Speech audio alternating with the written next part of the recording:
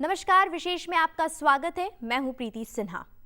कहते हैं कला साधना से आती है और कलाकार के खुद के स्वभाव से निखरती है।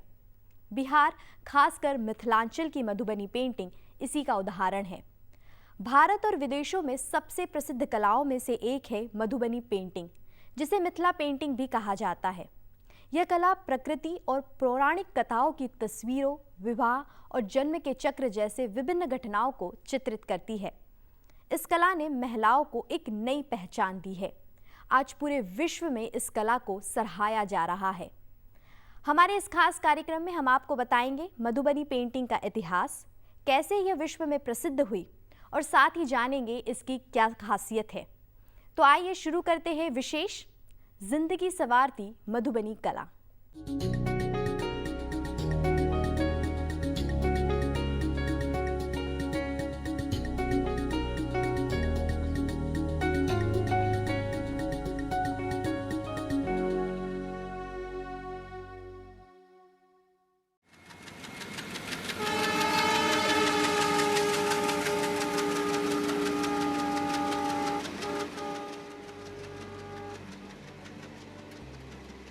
बिहार के मिथिला क्षेत्र में हर घर, हर आंगन को खूबसूरत बनाने के लिए मधुबनी कला का जन्म हुआ था।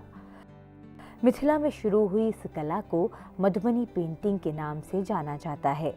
शुरुआत में तो घूंघट में छुपे चेहरों के मन में कला के प्रति असीम स्नेह ने ही रंगों की इस अद्भुत दुनिया को एक रूप दिया। धीरे धीरे यह खुद की सोच, आकांक्षाओं, इच्छाओं और सपनों को रूप देने का माध्यम बन गई।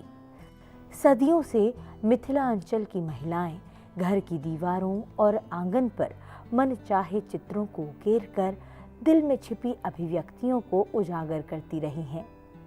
उन तस्वीरों में समूचे संसार को महसूस किया जा सकता है। रंगों के इस माध्यम ने घर की चार दीवारी तक सीमित औरतों को न सिर्फ एक अलग स्वाभिमान दिया, बल्कि घर से बाहर निकलकर जीवन यापन का जरिया भी सिखलाया। तभी तो मिथिला के अमूमन हर घर में झांकने पर एक मनमोहक दृश्य ही देखने को मिलता है। कहते हैं कि मधुबनी पेंटिंग की शुरुआत रामायण काल में हुई थी। उस समय मिथिला के राजा जनक थे। राम के धनुष तोड़ने के बाद जनक की बेटी सीता की शादी राम से तय हुई थी। राम के पिता अयोध्या के राजा थे। मिथिला में अयोध्या से बारात आने वाली थी। जनक ने सोचा शादी ऐसी होनी चाहिए कि लोग याद करें। उन्होंने जनता को आदेश दिया कि सभी लोग अपने घरों की दीवारों और आंगन में ऐसे सजावट करें जिसमें मिथिला की संस्कृति की झलक हो। इससे अयोध्या से आए बारातियों को मिथिला की महान संस्कृति का पता चलेगा। 1934 से पहले ये सिर्फ गांव की एक लोक कला ही थी। 1934 में मिथिलांचल में बड़ा भूकंप आया, जिससे वहां काफी नुकसान हुआ। मधुबनी के ब्रिटिश ऑफिसर विलियम आर्चर जब भूकंप से हुआ नुकसान देखने गए तो उन्होंने ये पेंटिंग्स देखी, जो उनके लिए नई और अनोखी थीं। उन्होंने बताया कि भूकंप से गिर चुके घरों की टूटी दीवारों पर जो पेंटिंग्स हैं, वो मीरो और पिकासो जैसे मॉडर्न आर्टिस्ट की पेंटिंग्स जैसी थीं। फिर उन्होंने इन पेंटिंग्स की ब्लैक एंड वाइट तस्वीरें निकालीं, जो मधुबनी पेंटिंग्स की अब तक की सबसे पुरानी तस्वीरें मानी जाती हैं। उन्होंने 1949 में मार्ग के नाम से एक आर्टिकल लिखा था, जिसमें मधुबनी पेंटिंग्स की खासियत बताई थी। इसके बाद पूरी दुनिया को मधुबनी पेंटिंग की खूबसूरती का एहसास हुआ। बिहार की इस कला को सराहना मिलने लगी। पीढ़ी दर पीढ़ी इस कला को पारित किया गया और मधुबनी पेंटिंग्स ने इस क्षेत्र के घरों को सजाया। गांव की महिलाओं ने इन चित्रों को अपने घर की दीवारों पर बनाया। समय के साथ घर की दीवारों की सुंदरता को निखारने वाली ये तस्वीरें त्योहारों और खास मौकों की पहचान बन गई। आज बिहार की दहलीज को पार कर ये कला कईयों के घरों की शान बन गई है। इस कला के तरीके में समय के साथ बेहद बदलाव आए हैं। घरों और झोपड़ियों की लिपी गई दीवारों पर उकेरी जाने वाली ये तस्वीरें अब कपड़े, हैंडमेड पेपर और कैनवस पर बनाई जाने लगी हैं। इस कला में 3 आयामी इमेज यानी 3D इमेज पर जोर दिया जाता है और रंग भरने के लिए मुख्य रूप से पौधों से रंगों को हासिल किया जाता है। हालांकि अब इंटरनेशनल मार्केट में इसकी डिमांड देखते हुए कलाकार आर्टिफिशियल पेंट्स भी इस्तेमाल करने लगे हैं और लेटेस्ट कैनवस पर बनाने लगे हैं। मधुबनी पेंटिंग्स की 5 शैलियां हैं: भरनी, कचनी, तांत्रिक, गोदना और कोहबर। मधुबनी पेंटिंग की सुंदरता देखने लायक होती है। देश में कई रेलवे स्टेशनों पर इस चित्रकारी को सजाया गया है। ट्रेन का इंतजार कर रहे यात्रियों का समय पेंटिंग को निहारते हुए बीत जाता है। पहले जहां चारों ओर गंदगी फैली रहती थी, अब मिथिला पेंटिंग के बाद लोग इसकी सुंदरता को निहारते हैं। स्वच्छता अभियान में योगदान देने के साथ ही मधुबनी पेंटिंग वनों की कटाई की रोकथाम में भी सहायक है। कलाकार इस चित्रकारी को पेड़ों पर बनाते हैं, जिसके कारण लोग पेड़ों को काटने से रुक जाते हैं। यह कहना गलत नहीं होगा कि सुंदरता के साथ साथ मधुबनी पेंटिंग प्रकृति को बचाए रखने में महत्वपूर्ण भूमिका निभा रही है। अब रेलवे ने भी मधुबनी पेंटिंग्स के माध्यम से स्टेशनों को सजाने संवारने की कवायद शुरू की है। मधुबनी रेलवे स्टेशन पर तो विश्व की सबसे बड़ी पेंटिंग बनाई गई है। 7005 वर्ग फीट में बनी मधुबनी पेंटिंग ने मधुबनी रेलवे स्टेशन को एक अलग पहचान दी है। वनों की कटाई की रोकथाम में भी ये पेंटिंग महत्वपूर्ण भूमिका निभाती है। इस अद्भुत कला के बारे में यह एक ऐसा तथ्य है जो इन चित्रों को अद्वितीय बनाता है। मधुबनी कलाकार मधुबनी चित्रों का उपयोग पेड़ों को काटने से रोकने के लिए करते हैं। मधुबनी कला केवल सजावट के लिए ही नहीं है, क्योंकि इन चित्रों में से अधिकांश चित्र देवताओं को चित्रित करते हैं। मिथिला पेंटिंग की चर्चा देश ही नहीं बल्कि विदेशों में भी होती है। इस पारंपरिक मधुबनी कला को बिहार के ग्रामीण क्षेत्रों में रहने वाली महिलाएं किया करती थीं। लेकिन आज चीजें बदल गई हैं और अब यह शैली न केवल भारत के लोगों के बीच लोकप्रिय है, बल्कि अन्य देशों के लोग, खासकर अमेरिका और जापान के लोग भी इसे पसंद करते हैं। अब आर्टिस्ट इंटरनेशनल मार्केट का रुख देखते हुए आर्ट में एक्सपेरिमेंट भी कर रहे हैं, जिनके नए स्टाइल निकल रहे हैं। वक्त हो चला एक छोटे से ब्रेक का। ब्रेक के बाद जानेंगे कि मधुबनी पेंटिंग कैसे प्रसिद्ध हुई। साथ ही आपको मिलवाएंगे मधुबनी पेंटिंग में राष्ट्रीय पुरस्कार से नवाजी गई कलाकार मनीषा झा से और ऐसे कलाकारों से जो मधुबनी कला के जरिए अपना जीवन यापन कर रहे हैं। ब्रेक के बाद आपका स्वागत है। मधुबनी कला को बिहार की ग्रामीण क्षेत्रों में रहने वाली महिलाएं किया करती थी, लेकिन आज चीजें बदल गई है और अब यह शैली न केवल भारत के लोगों के बीच लोकप्रिय है, बल्कि अन्य देशों के लोग, खासकर अमेरिका और जापान के बीच भी लोकप्रिय है। आइए जानते हैं उन लोगों के बारे में जिनका इस कला के प्रचार में बहुत बड़ा योगदान है, और साथ ही बात करेंगे मनीषा झा से, जो मधुबनी पेंटिंग को एक नया रूप तो दे ही रही है, साथ ही कई लोगों को इस कला के जरिए जीवन जीना सिखा रही है। मधुबनी पेंटिंग को आधिकारिक पहचान तब मिली जब 1969 में सीता देवी को बिहार सरकार ने मधुबनी पेंटिंग के लिए सम्मानित किया था। महिलाओं ने मधुबनी कला को एक नया आयाम दिया। 1975 में मधुबनी पेंटिंग के लिए जगदम्बा देवी को पद्मश्री से सम्मानित किया गया। सीता देवी को 1981 में पद्मश्री से भी सम्मानित किया गया। 1984 में गंगा देवी को पद्मश्री के सम्मान से नवाजा गया। वर्ष 2011 में महासुंदरी देवी को मधुबनी पेंटिंग के लिए पद्मश्री से सम्मानित किया गया। ये सिलसिला यही नहीं रुका। 2017 में बहुआ देवी को पद्मश्री से सम्मानित किया गया और वर्ष 2019 में गोदावरी दत्त को भी मधुबनी पेंटिंग के लिए पद्मश्री से नवाजा गया। इनके अलावा भी कई महिलाओं को मधुबनी पेंटिंग के लिए सम्मानित किया गया। उन्हीं में से एक हैं मनीषा झा, जिन्हें राष्ट्रीय पुरस्कार से नवाजा गया है। हमने उनसे बात की और मधुबनी कला के महत्व को जानने की कोशिश की। साथ ही मधुबनी के छोटे से गांव से राष्ट्रीय पुरस्कार से सम्मानित होने तक के सफर के बारे में भी जानकारी हासिल की। झा सिस्टर्स नाम से मशहूर वंदना झा, पूजा झा और मनीषा झा ने मधुबनी कला के विस्तार और उसे सहेजने के लिए कमर कस ली है। आज हमारे साथ मौजूद है खुद नेशनल अवार्ड से सम्मानित की गई और मधुबनी आर्ट सेंटर की संस्थापक मनीषा झा जी। मनीषा जी, आपका लोकसभा टीवी में बहुत स्वागत है। मनीषा जी से बात करेंगे, उससे पहले जान लेते हैं उनके बारे में एक छोटी सी रिपोर्ट के जरिए। मिथिला पेंटिंग्स में राष्ट्रीय पुरस्कार से सम्मानित कलाकार मधुबनी आर्ट सेंटर की संस्थापक मनीषा झा बिहार के मधुबनी जिले के एक छोटे से शहर से एक स्वशिक्षित कलाकार हैं, जिन्होंने अलग अलग त्योहारों के दौरान अपनी मां और दादी के विपरीत उन्होंने केवल फर्श और दीवार पर इस कला का अभ्यास किया। मनीषा ने अपनी पाठ्य पुस्तकों और किसी भी कागज पर मधुबनी पेंटिंग को बनाना शुरू किया। दिल्ली में स्कूली शिक्षा के बाद मनीषा ने नई दिल्ली पॉलिटेक्निक फॉर विमेन से इंटीरियर डिजाइनिंग और डिस्प्ले में 3 साल का डिप्लोमा पूरा किया। अपने स्कूल और कॉलेज के अलावा मनीषा ने मधुबनी पेंटिंग के लिए अपने जुनून को बरकरार रखा।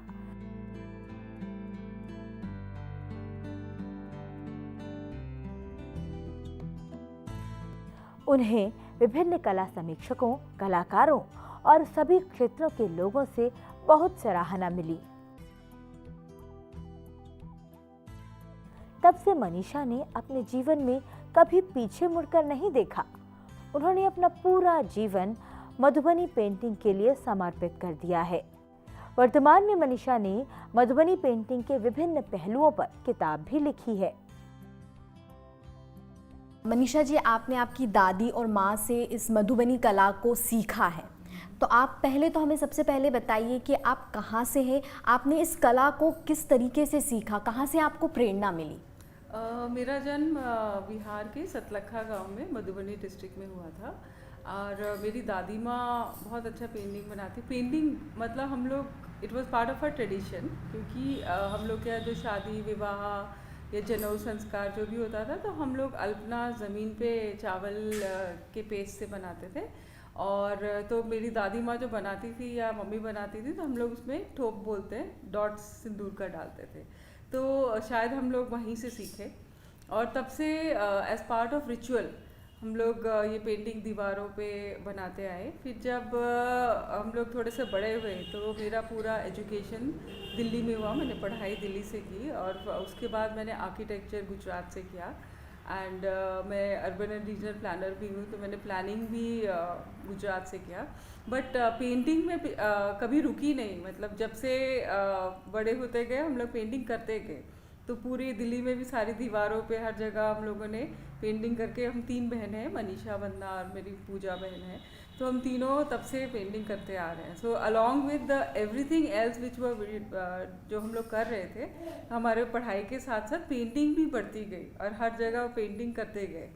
तो कहा जाए तो आपका पेंटिंग और आपके एजुकेशन ने इसका काफ़ी साथ दिया कि आप इतनी दूर तक पहुंच पाई हैं। जी। तो आपको नेशनल अवार्ड से सम्मानित किया गया है। आपका सफ़र कैसा रहा कि एक बिहार के छोटे से गांव से लेकर राष्ट्रीय पुरस्कार मिलना, वहां तक का सफ़र आपका कैसा रहा?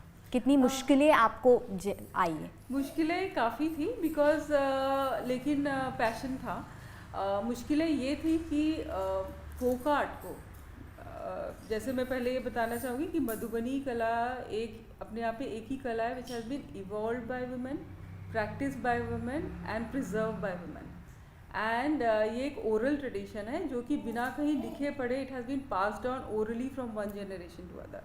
सो ये एक बहुत ही अद्भुत कला है जो महिलाओं ने शुरू की, महिलाओं ने ही बनाया इसको, महिलाओं ने इसको संरक्षित किया और इसके बाद महिलाओं ने इसको आगे बढ़ाया कि आज की डेट में महिलाएं ही की वजह से ये जो महिलाएं गांव में, मतलब अभी भी जब मैं अपने एक किसी तालाब के आगे अपने गांव में बैठ के सोचती हूँ कि ये आज की डेट में ये कला यहाँ से चली और अभी ये it's in all the museums of the world. तो क्या स्पेक्टेकुलर जर्नी है इस आर्ट की कि महिलाओं की, मैं इसको हमेशा related with the journey of women from courtyards to the museums of the world.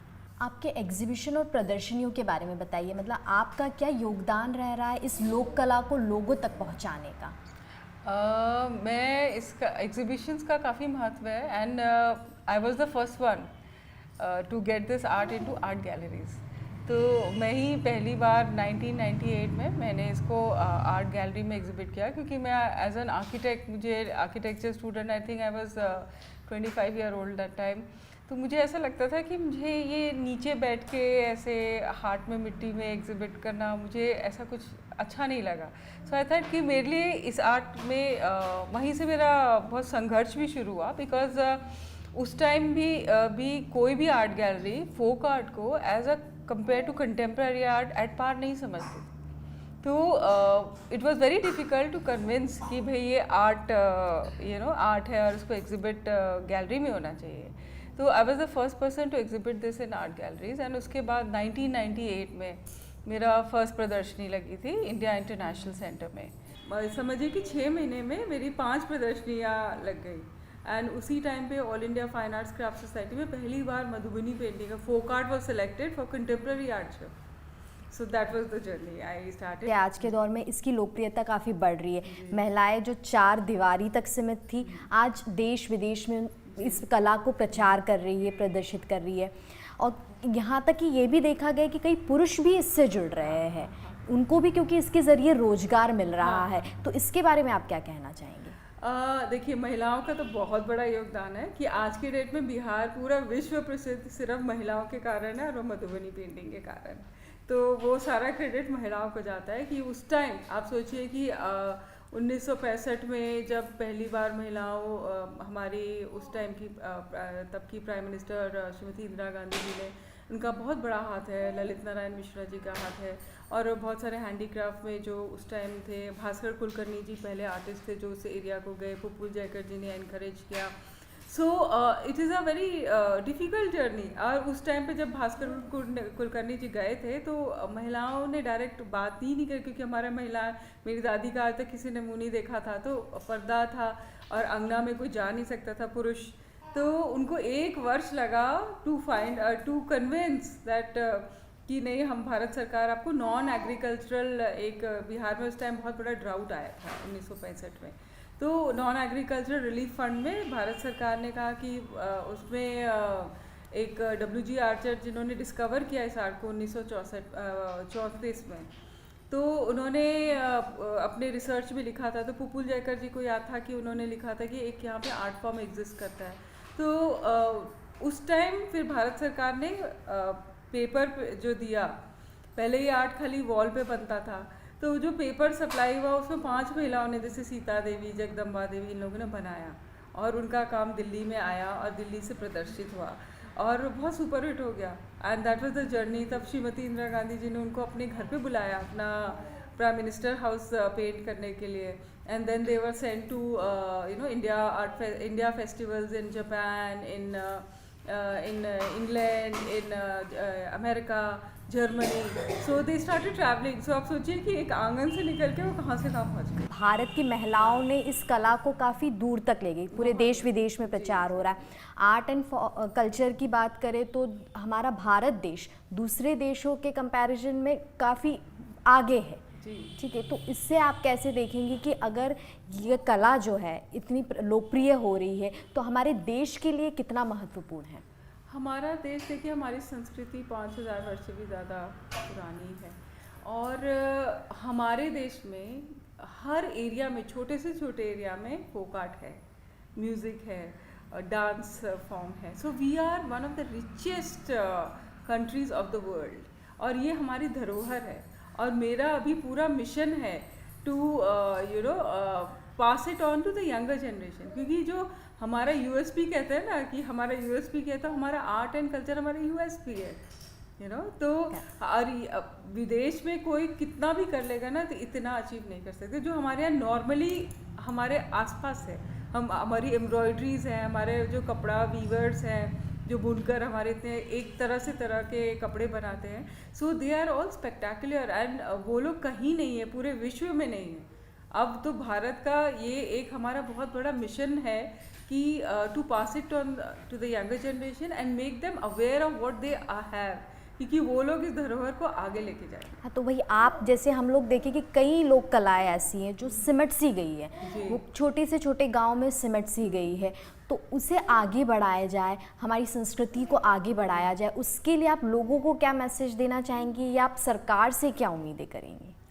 देखिए, सरकार ने ही अभी तक जितनी लोक कलाएँ हैं वो जीवित इसीलिए कि सरकार प्रमोट कर रही है, बिकॉज जो इतना हमारा बड़ा एक कुनबा है फोक आर्ट का, तो वो कोई निजी संस्था नहीं कर सकती है, तो सरकार ही कर रही है।